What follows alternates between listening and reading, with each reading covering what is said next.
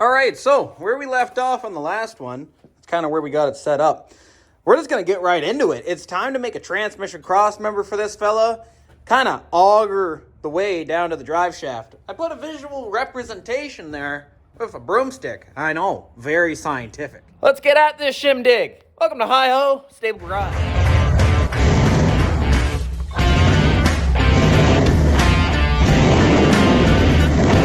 So there's no need to overcomplicate it. We kind of got the transmission pretty much exactly where I want it to be. Just fine-tune some up and down movement. What we're going to do, we want to retain the original transmission crossmember mount. That way we can just buy, OEM parts to, replace that guy down the road. So we're just going to cut him as flush as we can, cut him as flush as we can. When that's cut, then we're going to go to the transmission crossmember, the actual one, do the same thing. Bring them up together, see what we got to bridge, and then bridge the gap with some actual steel, and hunky-dory, should be fine. So, let me get out the angle grinder. We're going to start cutting right now. All right, so we got the transmission cross-member mount cut where we need to be on that guy. So now, we have to basically cut this guy, same spot.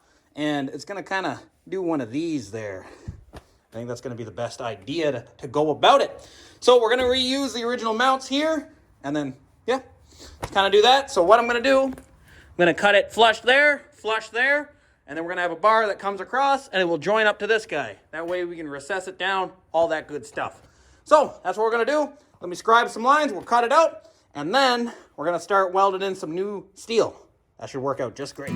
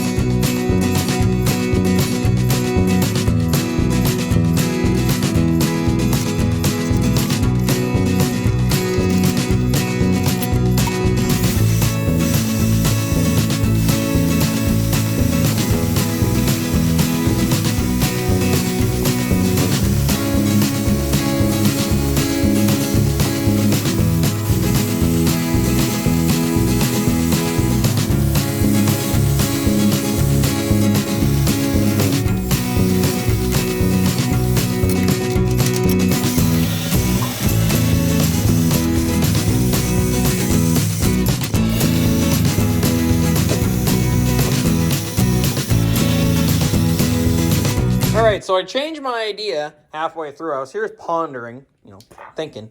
Anyway, instead of doing like a weird little plate design and everything, and we can always strengthen it later if we need to, but here I got this 1/2-inch plate, super thick. I think what we're going to do, I'm going to square this guy off exact, and then we're going to basically take 1/2 inch out of this, 1/2 inch out of that, slide him in between, weld him to that member, weld him to that member. That's basically going to complete it right there and then we can kind of grind it down if we want to, or we can add a nice little gusset going whoop whoop like that. Be tons of strong. I don't think it's going to break that. So that's the plan. Anyway, gonna start cutting these guys up to shape. Take 1/4 inch off on each side, and then we can weld it in.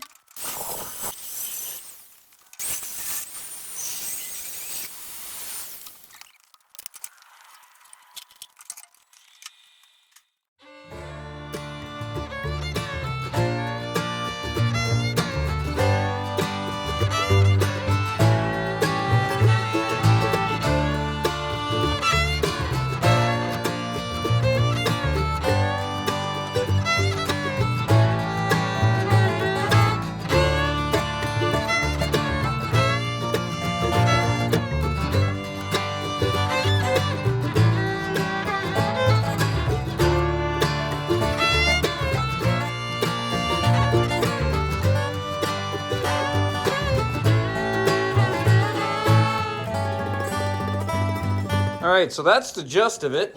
We got to square it up at the back, just kind of cut off the excess. That's not a big deal. And then we might add a gusset plate or whatever on the inside, but now at least we got it located. We can work with it. A lot like how we did the motor mounts. They look a lot better now that they're cut, trimmed, everything. than when we first tacked them. So this is just initial stage. Don't get too hasty. Anyway, we're going to lower the jack, see if it can take the weight as it is. I'm pretty sure it's gonna, because that's some pretty thick plate. And then from there, then we can start to actually cut and do all the stuff that we need to do. All right, let's lower this jack. There we go. Not too shabby. It's resting on the transmission cross member. It's exactly what we want. Kind of come over on this side. I'll wiggle the transmission. As you can see, it's just the transmission mount down at the bottom that's wiggling. The transmission cross member has no give, which is exactly what we want. But we're still going to refine it down the road. But right now, we just need a placeholder. And that's awesome. We can refine that later. We're going to keep moving onto these two members right here. This is going to be the most complex one. We're going to save him for last. This guy, we're just going to zip, zip, zing off. He's just a cross member that was there when it was a super long truck because there wasn't any cross members after that until the rear end. And the rear end was far away. This was a four-door F-150. You got to remember that. This is no longer that. And we'll add another cross member in, but for right now, I'm just going to zim, zim, zing him off. Nice and easy, get him out of the way, and then we can deal with this guy. This guy is the interesting one because the drive shaft actually has to go through it. But either way, let's start cutting this guy.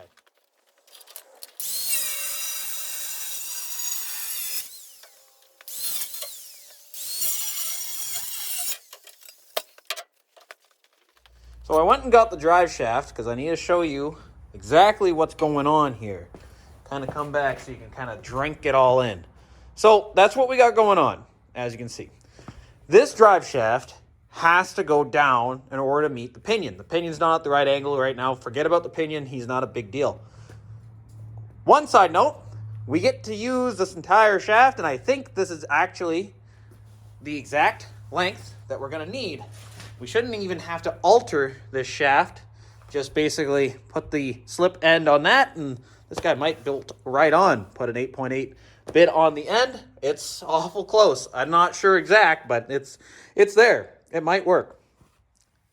But going into it, as you can see, we got to drop this guy down a lot.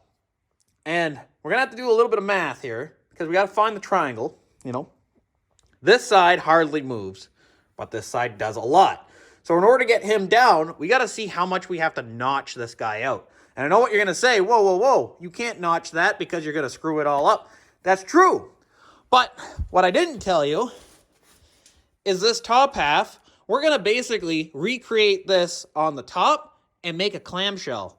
Go right across, and then we're going to auger out a big old dirty hole in the center, and that's where this guy's going to go.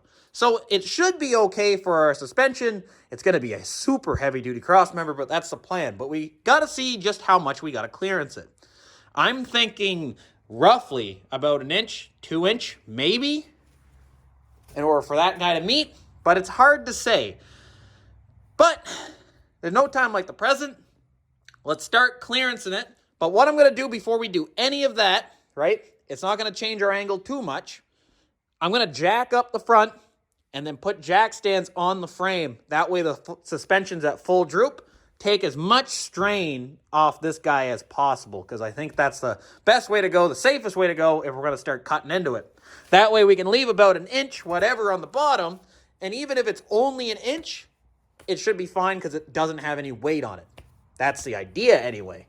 So yeah, no time like the present. Let's get at it. Boom, bada, bing.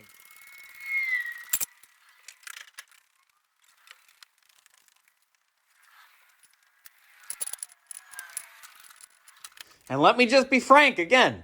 The objective for raising it up on the jack stands, as you can see, it's up off the ground, isn't, to do anything, to change driveline angle, nothing like that. It's just to take off as much tension as possible from this cross member as we start cutting it.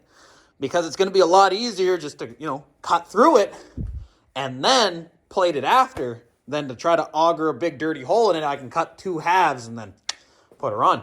That's the idea anyway. So if I can take as much stress off of it as I can, it's the best way to go about it. That being said, this bottom's flat. In order to add a lot more strength to it right now, I'm going to plate it from here to here to here to here. Just a flat bottom plate right on the bottom.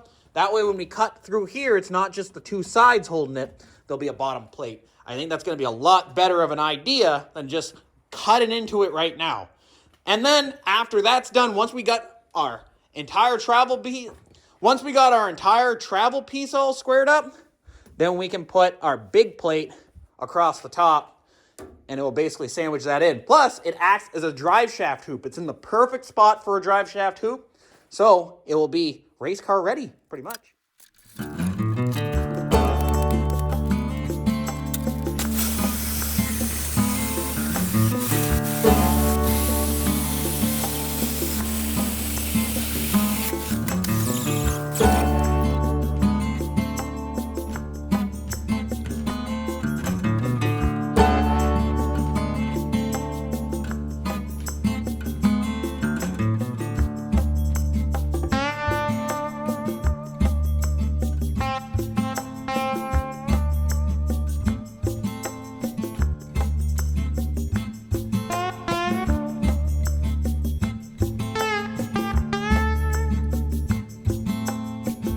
All right, so I got the plate, the strengthening plate, fully seam welded in. So now we should be pretty much good to start cutting. Now we're gonna be conservative initially. I marked where the drive shaft will lie. We're gonna go about 1.5 inches on both sides, so we have no trouble getting the yoke and stuff through. So I'm gonna mark 1.5 inches out from both of those lines, because that's the sides of the drive shaft. And then from there, we're basically going to go, I don't know, we'll start with like 2 inches, make an arc. 2 inches, make an arc. Kind of cut it like that. See what we got.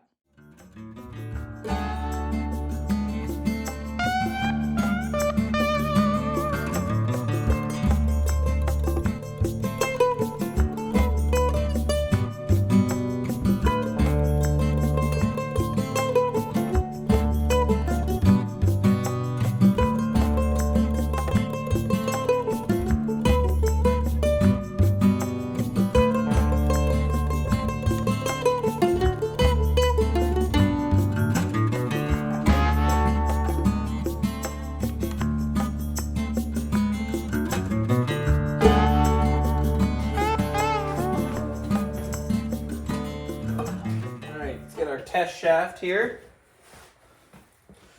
Just kind of see what's going on. So that can go all the way down there. I think that's plenty. Absolutely plenty. So what we can do is I can plate that center section. We can make a little plate that goes on there, plate that half semicircle right now, get that guy nice and strong again, and then when we add our secondary clamshell, basically that will kind of go over that. It will add all the strength back into the system. I think that's going to work out just fine. No worries there, because we're going to be strapping this rear end anyway, so it's not going to go down any further than that. And that's pretty darn far already. I think that's a good win already. I think we're sitting pretty, not going to lie. So, going to take the drive shaft back off. We're going to make a plate. Kind of plate that guy in right now, right when it's easy. And then we can start working on our clamshell piece. I haven't decided yet if we're going to go up to here or not. It all depends, but this one brace is going to be doing a lot of jobs. It has the suspension, the drive shaft hoop, and it will also have the track bars on it. So it has to be strong. Because of that, I'm likely going to make an extra mount at the top. Haven't figured it out yet. We'll get to it. So, let's plate that in, and let's keep on trucking. We're making good time, good progress. Alright, so next up is fairly basic. We just got a plate inside this fella right here. So, what do we got going on? So what do we have going on here? We got roughly, it looks to be 2 3/4. And then, let's measure this guy out.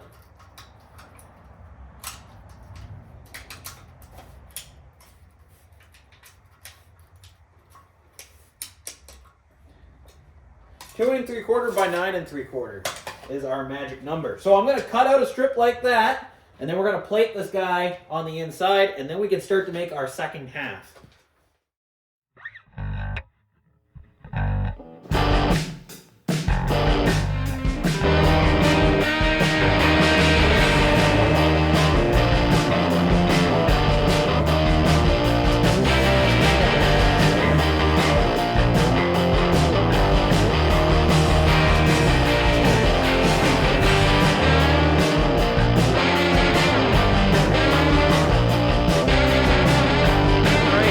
got our drive shaft hoop all kind of, the bottom at least, all kind of welded in. So now we got to start working on the top piece. It's going to kind of come up right to here, loop over. I think that's all we're going to do. I think this guy's plenty strong just the way he is, even when we add track bars to this. Because again, you got to think, it has torsion bars. It's taking abuse all the time. Adding another suspension system to it isn't going to hurt it. But we have to make sure that this center section is super strong. Plus, we're going to need a drive shaft hoop down the road anyway. So it's all going to help out. No worries there. So that's what we're going to do. I'm going to start to work on this top piece right here.